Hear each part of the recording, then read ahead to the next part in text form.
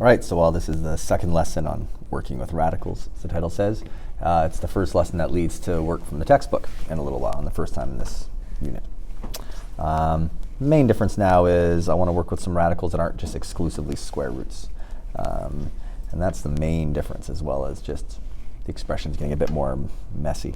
But for these first three, I want to write these entire radicals as mixed radicals. And so if this was a square root of 54, we'd first want to think about the factors of 54 that are perfect squares. Well, this is a cube root of 54, so I still want to think about the factors of 54, what multiplies at 54, but I need to try to think about factors that are perfect cubes. And in this case, we can write it as the cube root of 27 times the cube root of 2. The key is that the cube root of 27 is exactly 3, and so I can write this as 3 times the cube root of 2. And like before, with this is an entire radical. This is what we call a mixed radical. But pretty much everything we've been dealing with the previous lessons were square roots. That's it. We'll still work with square roots. Here's another square root. But it's a mix of, I have a constant coefficient as well as a variable. So again, I want to write this as a mixed radical. And I can focus on this in a few different ways. I can focus on just the 48 and think about what are the factors of 48. Ideally, one of them being a perfect square. That said, there's a few options, but the fastest is to do 16 and 3. So I'm going to break this up into root 16 and root 3. That's it. Similarly, with a to the power 5, I can try to find the biggest perfect square that's an a to the power 5. And even though a is a variable, the largest perfect square in there is a to the power 4. So I can break that up into a to the power 4 times a. Again, a to the power 4 is a perfect square, just like 16 is a perfect square. So now if I evaluate my perfect squares, I have 4 times the square root of 3 times a squared times the square root of a. Ooh, I got a little overzealous with my highlighting there and my erasing. There we go. And so, while this is correct, it's just kind of silly leaving it like this. It's all multiplication, so I'll write the 4a squared first, and then I'll put the square root of 3 and the square root of a together.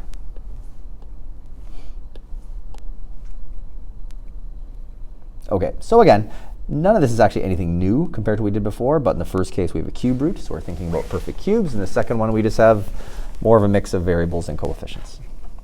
Hence, we needed some previous lessons before we could dive into this. So this one here, the fourth root of b to the power of 9. Well, in this case, I need to think what's the greatest power of 4 that's in here. Well, b to the power of 4 is a power of 4, but also is b to the power of 8. So I'm going to rewrite this as b to the power of 8 times b. And think about the fourth root, oh, not cube root, fourth root of each of these. Now I want to look at this. The fourth root of b to the power of 8 means what times itself 4 times equals b to the power of 8? That's b to the power of 2 times the fourth root of b. And there's my final answer. B squared times the fourth root of b. All right, so again, before I go on, it's not technically anything new, but I'm sure it feels a bit more new. It's definitely more involved than the sort of stuff we were looking at just exclusively before. All right, so now other way around. These are mixed radicals. I want to write them as entire radicals. And quite often this can be, I think, a bit easier. And we've done this sort of stuff before. So for a cubed, I want to write it as a square root. So the square root of what equals a cubed? Well, a to the power of 6 has a square root that equals a to the power of 3. And again, if you're not sure, just double check. Again, what times itself equals a to the power of 6? Yeah, a to the power of 3. And so that times the square root of ab. I can write this as a single radical. I have a squared, sorry, not a squared. I have a to the power of 6 times a, that's a to the power of 7, times another b. And over here, I have a cube root. And so I need to make 5b. I got to write it as in terms of a cube root. So what has a cube root of 5b? Well, the cube root of 125 is 5, and the cube root of b cubed is b. Because again, if you just think about this last part, the cube root of b cubed means what times itself 3 times equals b to the power of 3. Well, that has to be a b. And so that's how I know I'm correct. That's how I know the cube root of b cubed is b. And so with that said, that's the hardest part done, times the cube root of 3b squared. And so now put this all together into a single cube root. We have 125 times 3. So write that as 375. And we have b to the power of 3 times b to the power of 2, which is b to the power of 5.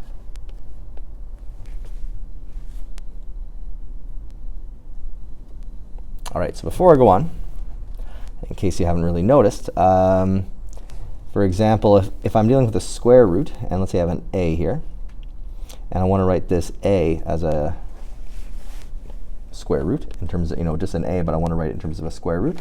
Well, if there's a square root here, to go from here to here, this is whatever we have up here, we always square that. And if this is a cube root right here, and we want to make a cube root, to go from here to here, we always cube this. And that's, again, if you look at what I did here, to go from a cubed to the square root, I took a cubed and I squared it. I times it by itself. To go from here to here, to write 5b as a perfect cube, I cubed it. I multiplied it all by itself 3 times. So 5 to the power of 3 and b to the power of 3. Either way. I think this is the last example. Yeah, last example for the final problem. Okay, and again, this is just an example of just questions getting a little more messy. So we got to be a little more patient. And as with our work with rational and polynomials in the last unit, this sort of stuff I think is not interesting, but it is important. And again, this is just a matter of developing our proficiency with attention to detail and just being careful. So if I look at this, I want to simplify this. And right now, I don't have any like radicals. I have root 4a here, I have root 9a here. So right now there's nothing I can do. But I can take this root 4a and I can break it up into the square root of 4 and the square root of a. And in doing so, I have the same as 2 times the square root of a. Well, let's do something similar over here. I can break up root 9a into root 9 and root a. And the square root of 9 is exactly 3, so I have minus 4 times 3 times the square root of a. And now, so I have 2 root a minus, over here I have 4 times 3, which is 12, minus 12 root a. And now we have like radicals. We have 2 root a minus 12 root a. So they're both like radicals. And so now it's a matter of just thinking, what's 2 take away 12? That's negative 10. So negative 10 root a is my answer.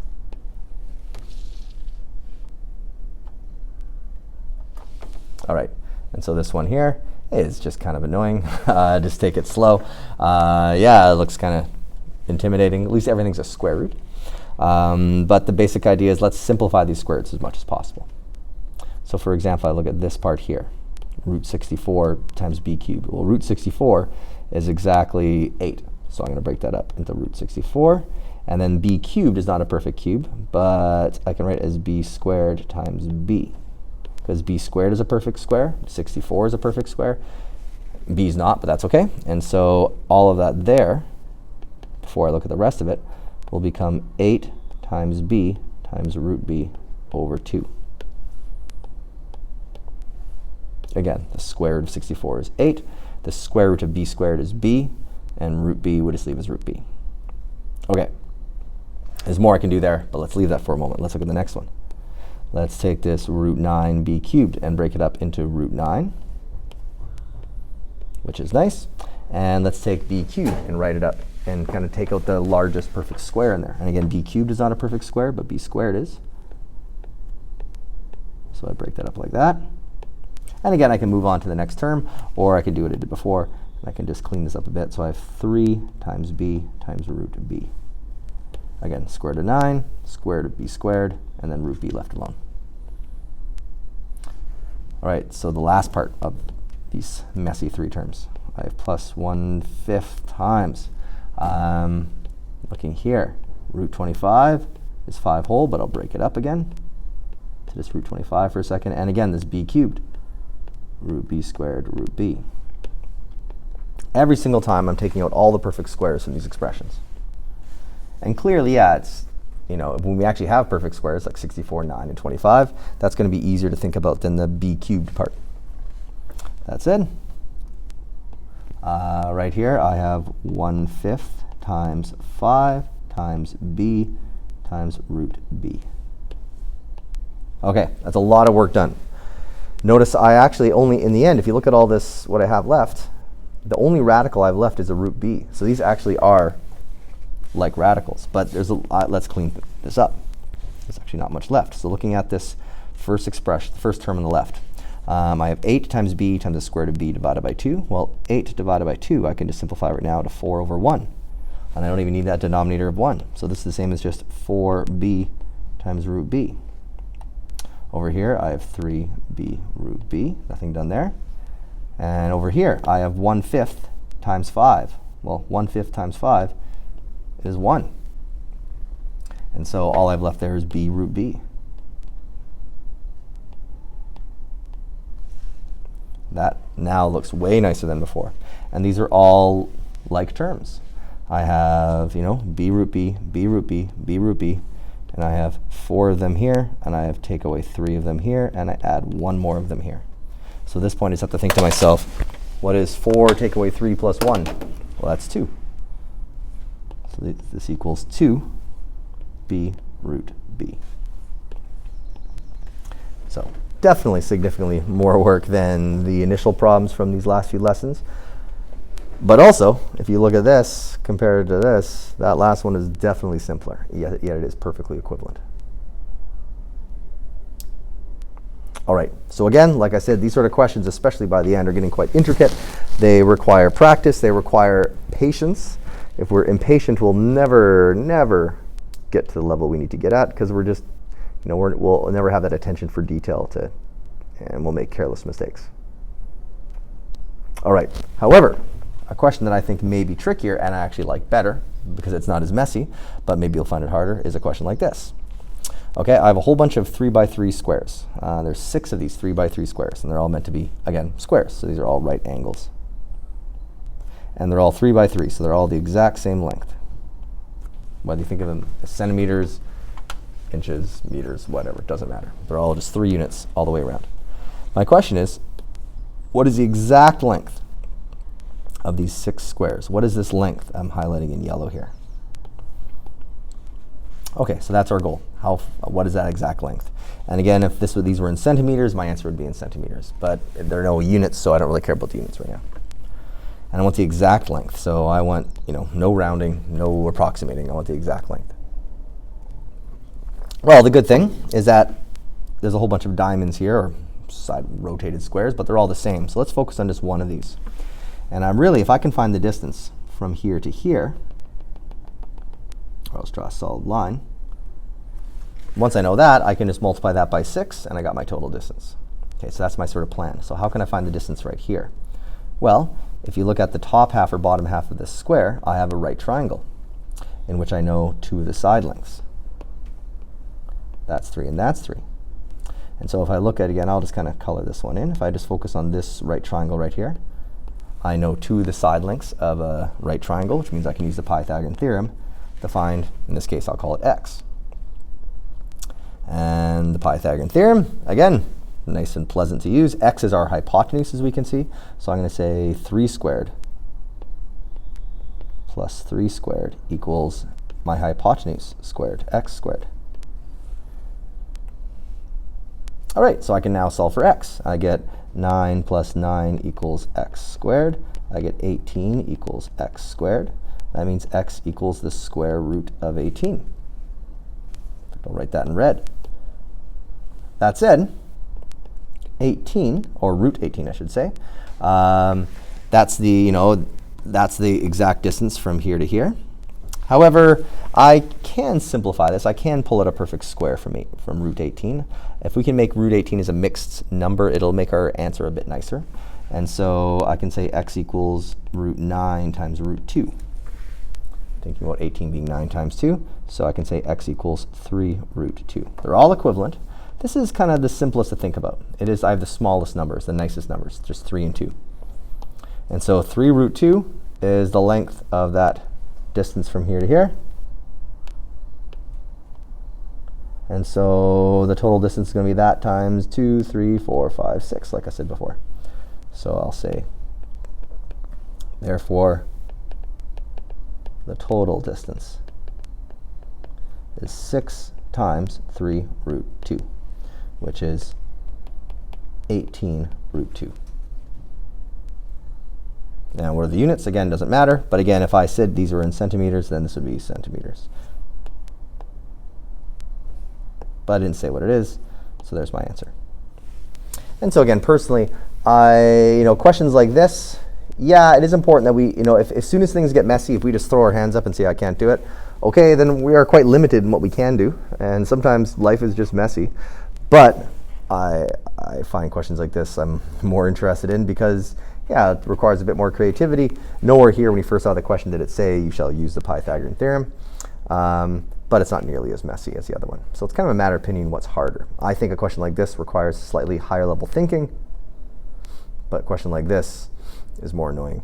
It requires, just more rote practice. In the end, they're all important. And that's where I'm done.